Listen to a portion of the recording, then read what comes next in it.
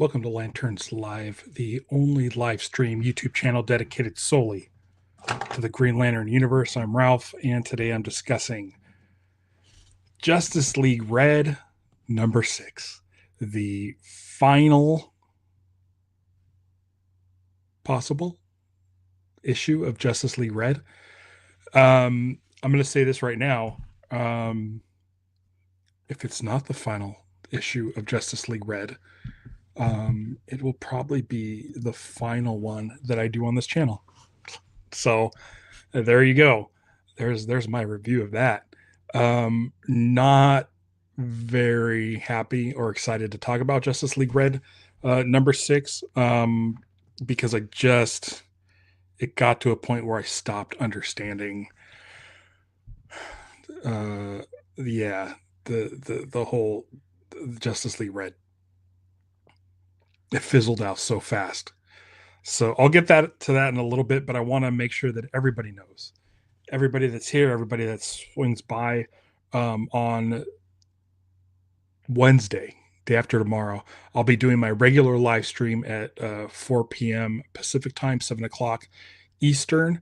Episode of Lanterns Live for this week will be an interview with Tim Sheridan, the writer of Alan Scott, The Green Lantern, a book that I reviewed recently and very, very much enjoyed. So if you have any questions for Tim Sheridan about his book, about some of his other books, join us in the live chat, because you're not going to want to miss that. It's going to be a lot of fun, and I'm excited to talk to him. I'm really not excited to talk about Justice League Red. If you've been following Justice League Red, which is like my least watched series on this channel, I could have stopped it. I could have pulled the plug a while ago, but I was actually genuinely enjoying the book. I thought the book was a lot of fun. I like this. I like seeing Simon Baz, have his chance to shine, and very much enjoyed the book up until issue number 5. Which felt like they were treading in water. It felt like it was I'm not going to say filler, but kind of felt that way. It didn't really advance the story much. It felt like a side quest, and yeah, Justice League dead, heartbroken. Yeah, and I'm wearing my red ring, which I usually wear for Justice League Red just because it's red. Today I'm actually wearing it because of rage, because I really, really didn't care for the last issue. The last issue was fine. It was fine. Felt very cliche, and didn't sort of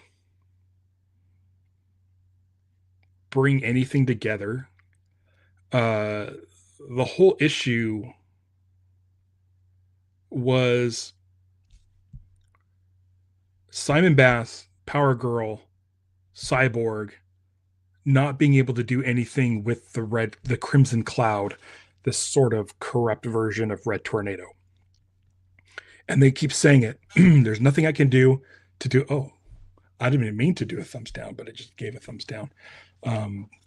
It's listening. The computers are listening. No one was effective against this red cloud, which was introduced in the last page or couple pages of Justice League Red 5. No build up to this thing, this concept, this character. So we're just kind of thrust in the middle of this battle. And again, everyone is powerless against it. This cloud decides to use nanobots to get into the brains of Simon and Power Girl, and Cyborg and stuff, and sort of make them like live in a world that they fear the most. Like Simon, again, with his cousin stealing the car. Like, it wasn't interesting last issue, it wasn't interesting this one. It was redundant. And one of the things that really, really upset me about this book is, as I was reading it, one of the things had an editor's note. You see them all the time in the bottom. The editor will say, like, as explained in issue, 21 of Green Lantern Corps, check it out. It kind of helps you if you don't know the full story, it gives you an opportunity to go track down another book. Well, this is the final issue of this series, and in the middle of this fight, it in a little box, it says to know the Crimson Cloud's full motivations, go check out DCKO number blank. And I'm like, I just came off issue 5, which had nothing good in it. And you're telling me when I'm ready to wrap up this story to go buy another book from a series I'm not even reading to find out what the main villain's motivation is? Like, that's kind of bullshit to me. I was not happy with that. And so it put a real sour taste in my mouth. And so I keep on reading this thing. And of course, nothing can break through this Crimson Cloud thing except for Red Canary, who has these powers that she knows nothing about. So this whole thing with Cyborg, Power Girl, Simon Baz, Deadman, um, they're all worthless. They're all completely worthless in this book. Um, um, Red Canary is like the main foil to stop this thing. She's able to get into this Crimson Cloud and reach Red Tornado and fill Red Tornado with this red power that she possesses that has not been explained up until this point. Like, it's not really explained where she got it from, how she got it, what it does. It's just powerful. And we keep being told it's very powerful. And so she's able to get in and inundate Red Tornado with like love and caring and stuff like that in order to make him feel and get in touch with his humanity. And then they're able to thwart the Crimson Cloud. It's not interesting. Nothing was set up. Like, this power wasn't set up. And it was kind of just lame. And it feels like, why introduce this team at all to make this ending happen? It made no sense to me. Um, Throughout the book, we got no character development from Red Canary. She showed up in like what, issue 3? And when we meet her, she's just like, I don't know what's going on. I don't know what's going on. Um, and Cyborg and Power Girl are like trying to figure it out, but we never really learn anything from that. She just gets thrown into these fights. Black Adam has like, who was the big reveal at the end of issue 1, has like nothing to do, has no bearing on the rest of this story. I brought it up last issue and probably the issue before, where our heroes don't trust Red Tornado. Cyborg, Power Girl, and Simon don't trust Red Tornado. And Black Adam shows up. It's this big deal. He's the big surprise last issue, or last page of the first issue splash page. Oh no, Black Adam's involved. And when Black Adam goes and meets with the heroes to fight them for some reason, he says, you shouldn't trust Red Tornado. And they're like, we haven't been. So what's even the point of having Black Adam in the book at all? And one of the things that drove me nuts was the fact that we've been told this was a 6-issue series. They didn't mention that we should probably go read the DCKO issue, whatever it was. So it's a 6-issue series. I get to the end, and Red Canary loses her red power. So whatever to that. Her red power was only relevant for the time it took her to stop the Crimson Cloud from doing whatever the hell they were going to do. And then she lost all her powers. And at the end, she's like standing by a window, and we see her mom, which is like the first time we've like ever had any interaction with her and anybody else from her life. So like I don't care about Red Canary at all. I'm not going to go back and read Red Canary books. Like this book had plenty of time to set up her and her needs and what she wants and her struggles. And it would have been nice if the team could help her along the way. Like, because we're dealing with like third tier characters here. Simon Baz is like easily a third tier Green Lantern character. Power Girl is a third tier Kryptonian character. Cyborg is was a major member of the Justice League around the New 52 and has never been like a main character. He was part of like Teen Titans, which is like kind of a third tier team. And here comes this girl, Red Canary, who decided to fashion herself after Black Canary. She's basically a fangirl who is struggling. And I feel like these third tier characters could have helped her out in any way, or there should have been some sort of interaction where they sat down with her and sort of sorted things out with her and helped her through her new powers that she has yet to like figure out.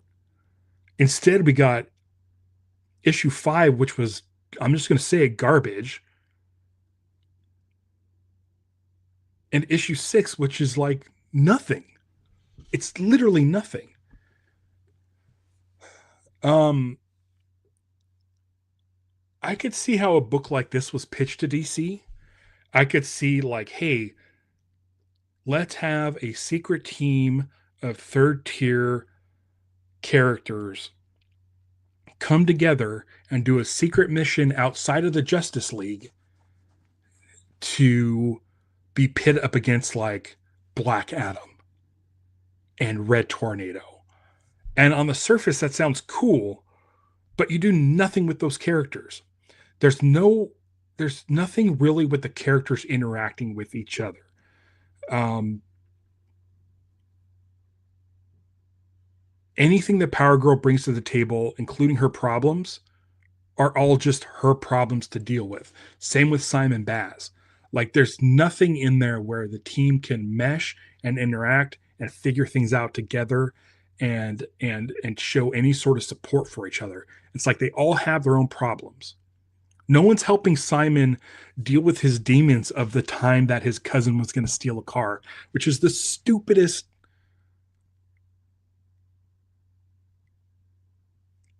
It's like not even interesting. I know that was part of his origin story that Jeff Johns created, but he's after all these years, after like galactic battles, after just like dealing with like universal threats, he's still hung up on his cousin stealing a car. Like, what is this? What is the point of all this? I assume by the time we got to the end of issue 6, that we'd have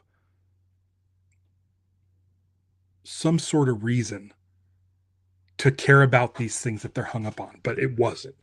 And the thing that pissed me off the most was I'm like, as soon as I got to the last page, I'm like, all right, whatever. I'm done with Justice League Red. It's over with. It was interesting for a little bit, and it just fell flat over the course of the last 2 issues. And I'm just like, good, I'm done.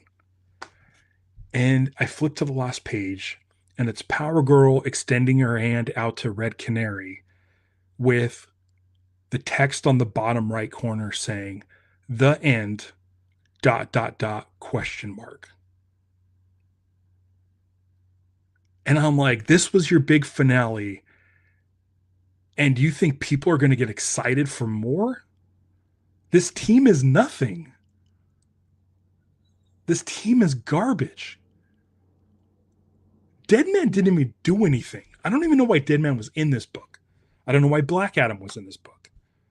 At this point, I don't know why Power Girl, Cyborg, and Simon were in this book. None of them like did support to Red Canary. Red Canary basically was told by Cyborg, the only way we're going to stop this is if you go in there and you use your special red power, but it might kill you. Like that's interesting because Red Canary's like a teenager. She's a kid, and that's a lot to put on a kid. And she's like, "No, I'll just do it." And then she does it, and then that's it. Never once did I feel like there was any threat from this crimson cloud that was introduced at the very end of issue 5 and was defeated halfway through issue 6. Nothing. I didn't care about any of it. Dave said Guy Gardner's review of the series. I'm telling you, man. Yeah, that's Guy Gardner's reviews. That Tank Buster emoji. The I don't know what to say. Um, After my last review, when I did covered issue 5, um, Will Smith over at the Green Lanterns podcast posted a review on his site, greenlanternspodcast.com, where he reviewed Justice League Red 5. And he told me, he's like, "Hey, I hope you don't think that I watched your show first and like plagiarized," because he was like, "I have a lot of the same thoughts." And I can't wait to read his thoughts on issue 6. Maybe I'm wrong. Maybe I'm wrong. Maybe I should have the writer in and discuss it, but I can't imagine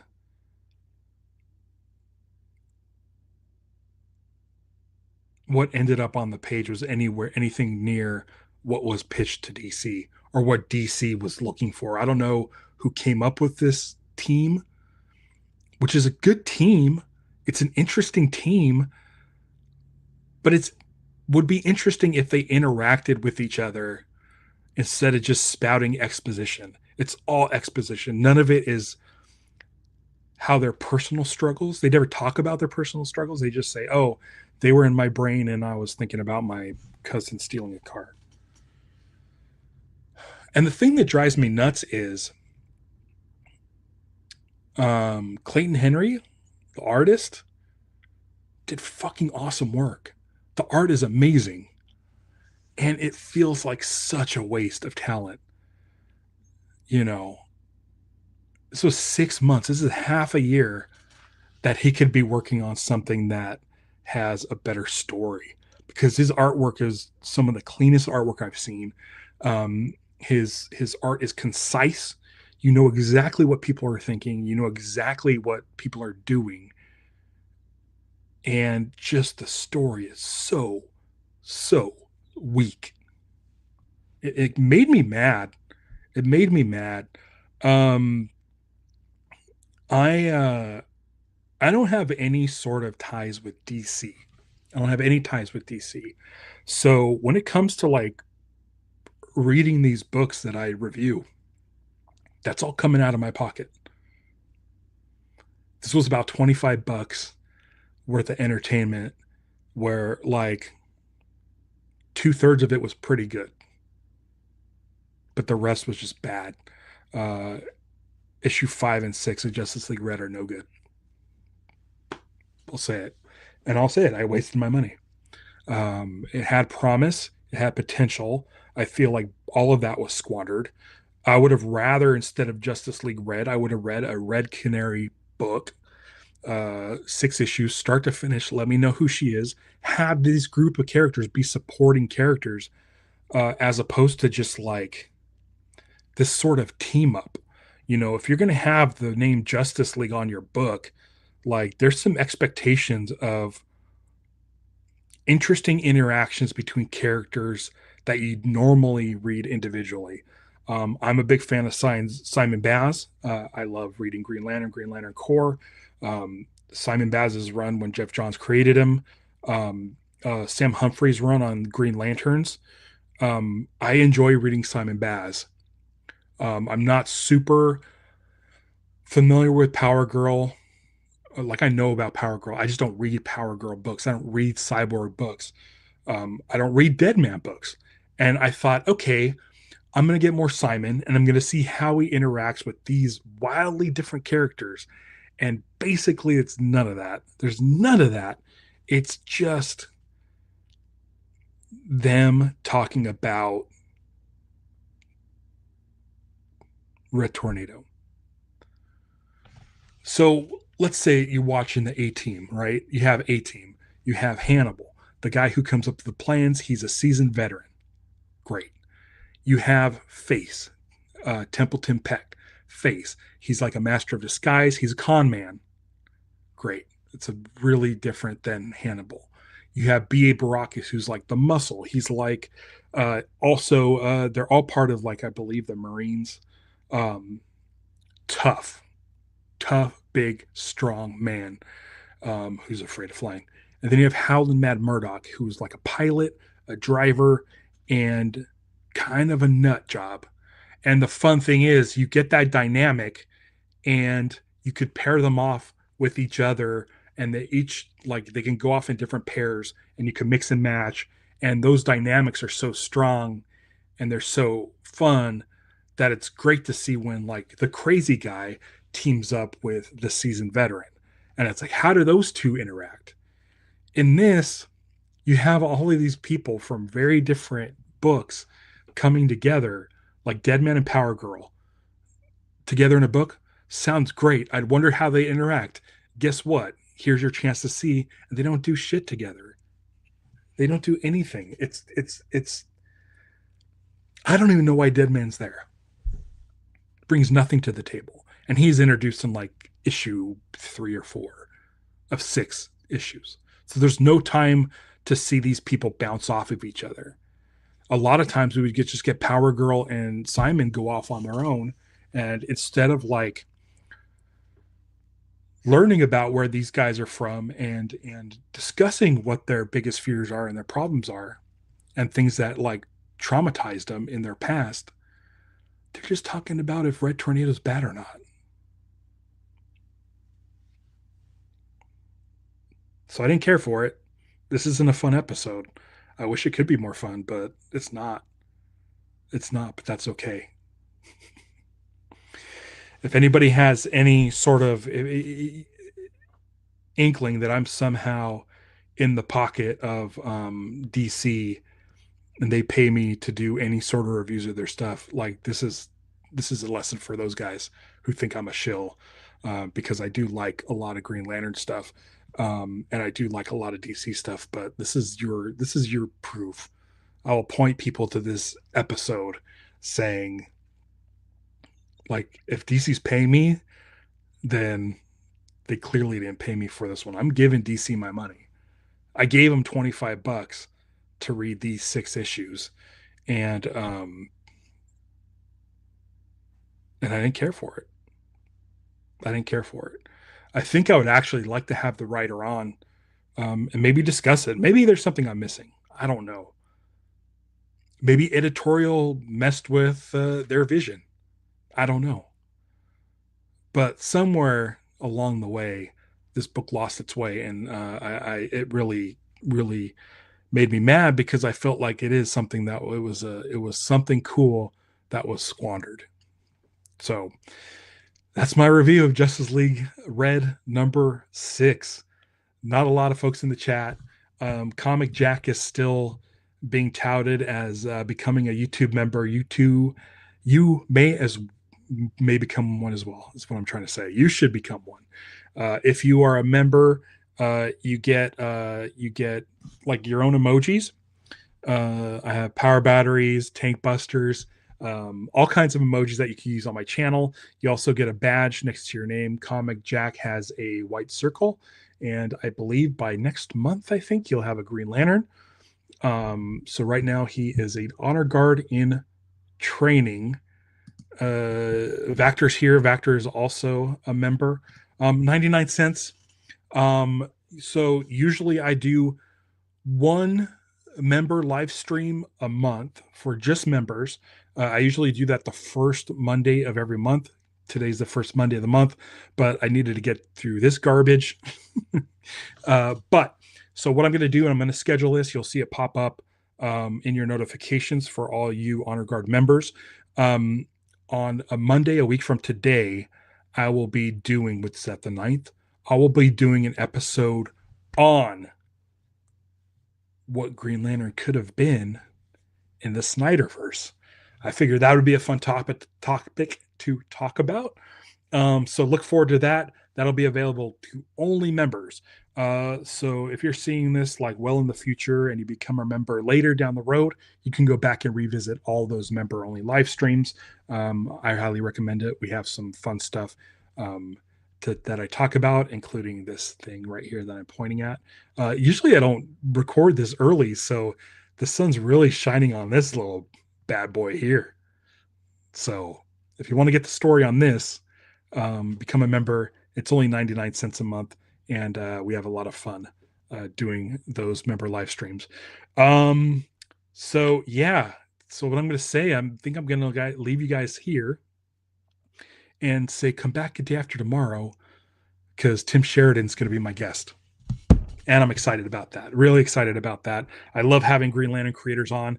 If the creators of Justice League Red want to join me, I'm fully I am wide open. Let me know if you want to join me so we can discuss this book. Tell me where I'm wrong. Tell me what I misunderstood because I feel like there's something lost in translation that I didn't get. So, more in the future. I'll see you in 2 days here with Tim Sheridan. Everybody, listen, do me a big favor. I posted on socials today about my discussion with Tim Sheridan coming up. If you want to share that for me, I'd absolutely appreciate it. So thank you very much for joining me. And until next time, beware my podcast. It's Lanterns Live. Bye.